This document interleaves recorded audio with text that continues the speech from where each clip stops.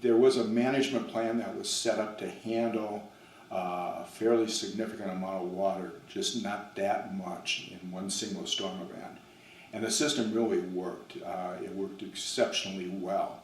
It was bent in a few locations, but there was no significant, what I would say, flood damage as a result of the storm itself.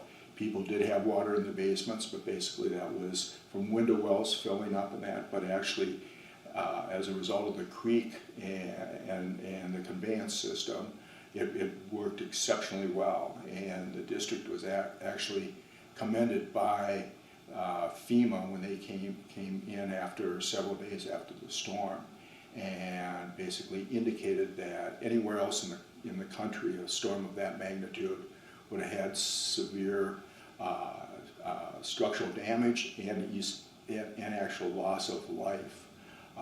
And we didn't have that as a result of the proper planning and management that took place early on in the district's formation.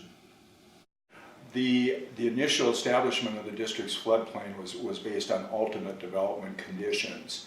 So it took into account all the runoff that would come from the upstream watershed. So the elevations were set high enough so that as urbanization continued, it took that into account. The '87 storm exceeded that considerably, and we saw that as a result of 494 being closed for over a week and France Avenue being closed for about a week also, which was not expected in the 100-year conditions. So the system really worked as it was originally designed, but it was bent in certain areas and in certain locations. There was no structural damage that I'm aware of that occurred from that rainstorm event. The biggest single visual impact was 494. At Bush Lake Road, East Bush Lake Road, there was about 14 feet of water at that low spot, and there were several cars and trucks that were in the low spot that weren't noticed until maybe 2 or 3 days after the storm had succeeded. So I think that was probably the most visible.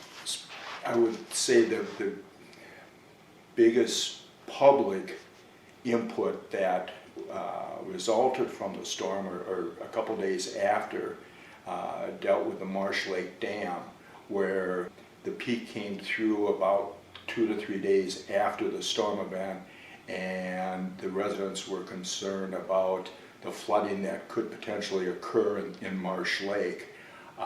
And there was a lot of pressure put on the city of Bloomington to remove the dam to let the water go downstream, which would have had a catastrophic, devastating effect if that would have taken place. Cooler heads prevailed, and the system relieved itself in time, and again there was minimal damage that occurred.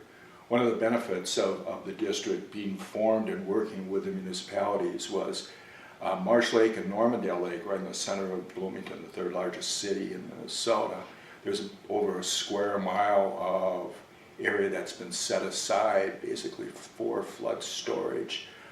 It's used for recreational and other activities, but its primary function was for flood storage, and that was a result of the cooperation between the cities and the district to be able to manage appropriately as urbanization continued and set those areas aside.